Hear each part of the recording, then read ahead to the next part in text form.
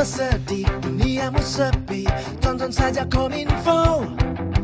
Pas lagi nganggur, wifi gratis, buruan nonton Kominfo.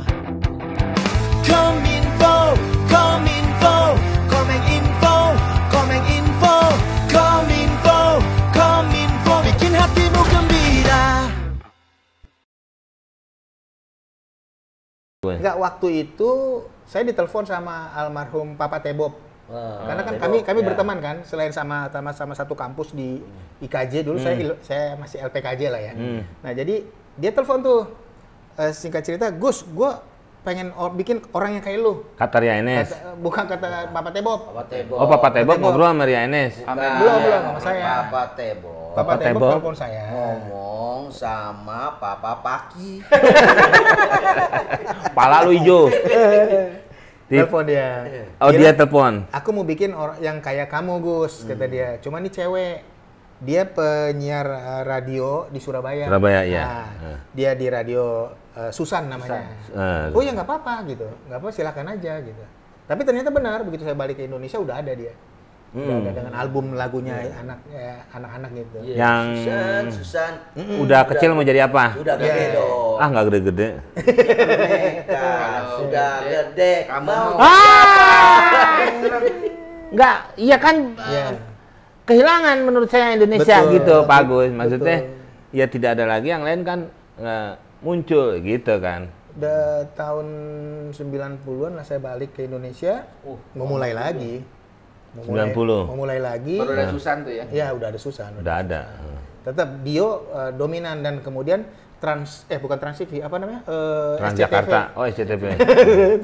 SCTV menggabungkan tuh Karya Enes dengan boneka Susan, Agus DS, dan boneka Dio waktu itu di acara Pesta Anak. Pesta Anak. Oh, ditangkep. Ada Pesta Itu kan Anak. kalau Lain, itu pesta-pesta pesta tangkep. narkoba Oh, lain. Beda. Oh iya. anak pesta anak. Lagi ngisep narkoba. Nggak boleh. Terus anak-anak Ini kok pesta ditangkep. lem. Lama sekali. Iya. Ya lumayan sih, jaraknya jauh. Iya. Tahun 60-an itu Pak Mariun namanya, sebelum Pak Gatot Sunyoto. Pak Mariun. Tahun 76 Enggak. itu Gatot Sunyoto. Iya. Tahun 80-an baru Agus DS. Tetap kelongkap Pak Jauh. Mariun tuh. Ya. Jauh-jauh. Agus DS ini masih hanya bisa membayang-bayangi Susan. Gitu. Anggapan orang. Oh, iya. Orang yang melihat, iya. yang melihat. Betul. Kita tidak bicara skill, tidak Betul, bicara bobot, tidak bicara betul. apa. Tapi kan orang taunya itu gitu. Karena kepergiannya Pak Agus SD ini ke DS. Hah? DS. Kalau Pak Agus DSD pakai dasi. Dasi merah. yang di puncak. Pasti tahu. Beda. Bukan DS. Bukan. Apa DS itu? masih SMP. Ya itu maksudnya gitu. Terus 90-an baru kembali, dan itu main bareng-bareng tadi di Iya, sama Riane. di SCTV. Pesta anak. Tetap menurut saya tetap menghilang, nggak Iya, sampai nggak seperti band atau Iya. komedi ya, Iya. bagus ya. Nih Masih- kalau menurut saya boneka nih, Betul. munculnya apalagi dengan si Unyil tuh sampai sekarang Betul. masih melekut. Melekat. Melekat. Melekat. Maksudnya di Ini melekat di hati. Melekat, Kalau ya. melekut buat genteng tuh. Melingkut.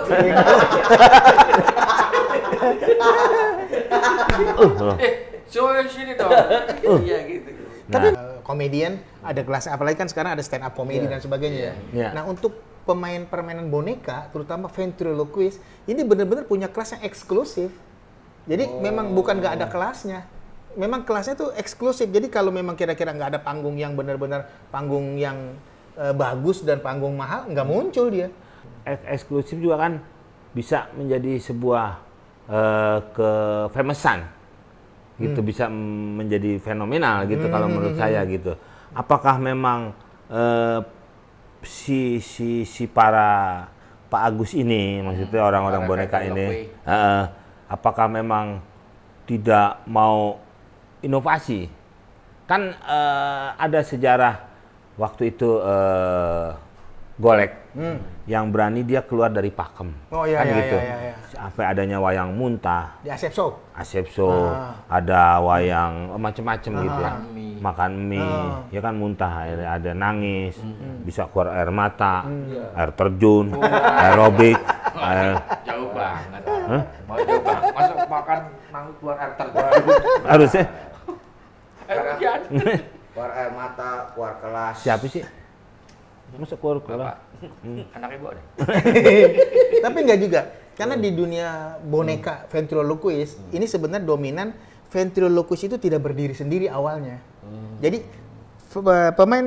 pemain boneka ventriloquist biasanya itu dimainkan oleh para magician. Sabar. Jadi para pemain magician untuk introduce-nya mainkan boneka ventriloquist. Apa? Kok bisa ngegabung ke situ? Udah sejarahnya seperti itu kayaknya dari sana. Awalnya? Dari sana. Berarti dia hanya sisipan dong? Ya, awalnya seperti itu. Walaupun sebenarnya ventriloquist ini berdiri sendiri dari zaman Yunaninya. Dari zaman Yunaninya, kalau ventriloquist ini memang diawali dengan awal-awal pemanggilan ruh. Sempat dihilangkan. Kenapa nunjuk ya, Roh? Kayak bapak yang ngomong tuh. Pengadilan Oh, lu. santet. Hah? Ya, kan santet gitu ya? Itu yang lagunya si itu Mansur. Boneka. Pemanggilan ruh. Iya yang kan ada tuh. Yang mikir nih hari ini. yang buat nyantet. Fudu. Oh, Fudu laku. Ya kan itu lagu. Beda. Mansur tuh. Fudu. Nih makanya kita mikir. Pukul nih. Pukul sendiri enak. Beda. Kalau voodoo itu kan memang untuk yang mistik ya. Ya. Kalau Nggak kan tadi awalnya Pak Agus bilang begitu. Jadi ventriloquist itu pada zaman Yunani kuno itu dibuat untuk pemanggilan ruh seolah-olah. Sebenarnya ini bohong. Jadi misalnya kamu mau ketemu dengan saudaramu, dengan keluargamu, nanti boneka ini ngomong. Tekniknya sama ventriloquist. Oh, dibohongin lewat Dibohongin. orang itu. Disangkain boneka ngomong sendiri. Iya. Padahal orang yang Ya, pegangnya itu. ngomong dengan suara perut itu. Itu zaman dahulu kala akhirnya dimusnahkan oleh bangsa Yunani. Tapi karena dianggap itu sebuah seni, dimunculkan kembali. Jadilah ventriloquist. Tapi Sebagai seni. tidak bohongin orang lagi. Iya, jadi perform. Jadi Kan kalau di pertunjukan. kita tuh ada Jelani. Dia kan Jelangkung.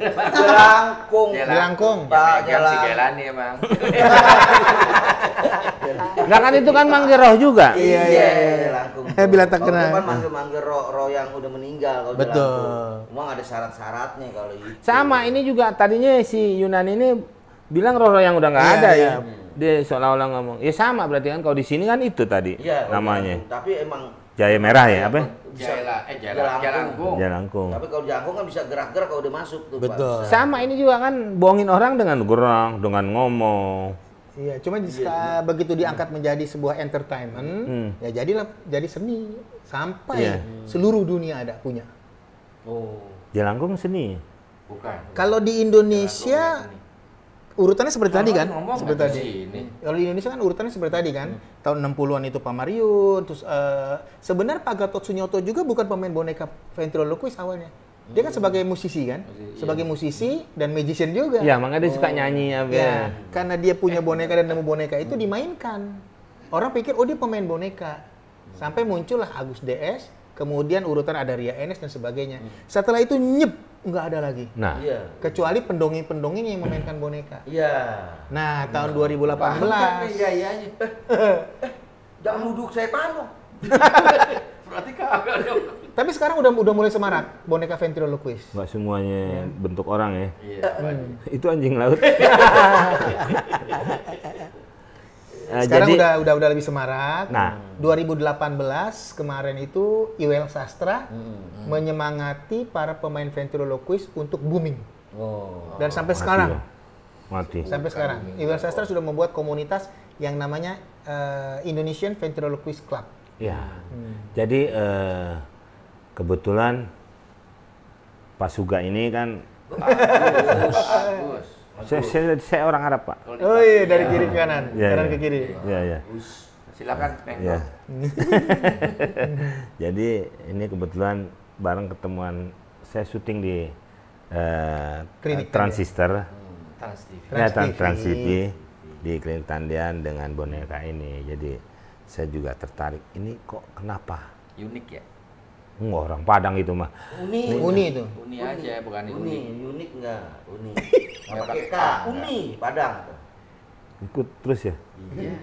Kok ikut saya sebenarnya? Enggak, saya meluruskan. Jadi yang agak ngomong salah, saya lurus. Emang Jalan Ustaz? Bapak bengkok masih. Masih mau ngelurusin orang ya. Bapak sering mijit masih. Udah nggak ngasih uang tip lagi. Enggak, si Kang Pijit suka bilang sama saya. Iya. Itu juga. Itu boneka. Nggak ketemu lagi belanja. Belajar di mana tuh? Belanja minyak.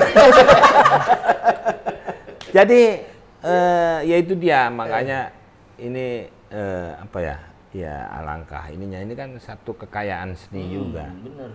Nah terus kembali ke Pak Agus ya. Pak Agus, kenapa Pak Agus tidak berani membuat sesuatu yang menerobos? Karena untuk menaikkan ini kan agak berat kalau Pak Agus tidak membuat sesuatu. Ada pakemnya nggak nih si dia ini nih? Ada. Etika attitude itu ada. Boleh melanggar? Tidak boleh, tetap tidak boleh. Karena kan ketika memainkan ventriloquist ya, misalnya saya tampil sebagai ventriloquist. Ventriloquist itu orangnya. Orang itu disebut ventriloquist. Kalau bonekanya fan figure. Kalau kegiatannya namanya ventriloquy, beda lagi ya. Nah jadi ketika saya memainkan ventriloquist, adabnya istilahnya etikanya boneka nggak boleh melayang. Gitu. Jadi kalau kayak pendongeng, wah teman-teman ini boleh-boleh aja. Tapi sebagai ventriloquist nggak boleh. Minimal dia harus ada menapak atau berdiri atau duduk. Kenapa? Supaya ada gimmick bahwa dia bisa seperti ada rohnya. Hidup gitu. Nah ketika ngomong itu benar-benar bibir tidak boleh bergerak gitu.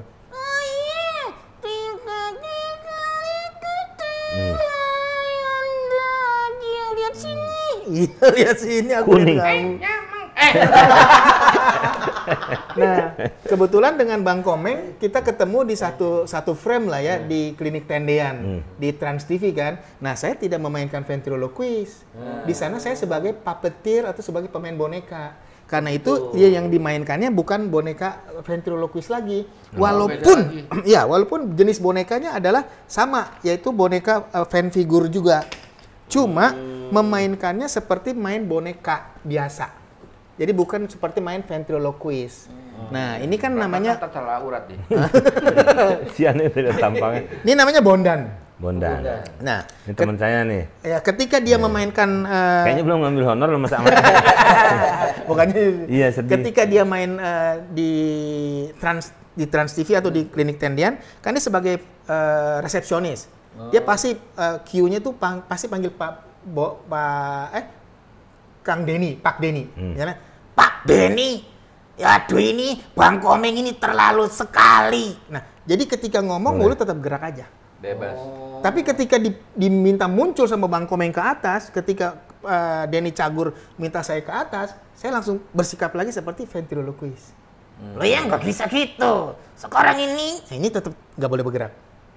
Tapi kalau ketika di kolong ya udah mainnya itu aja. Ya, Pak Agus ini tidak terlihat mainnya. Ya, saya nggak kelihatan. Kayak kucing istirahat. Kan dia suka di kolong mobil.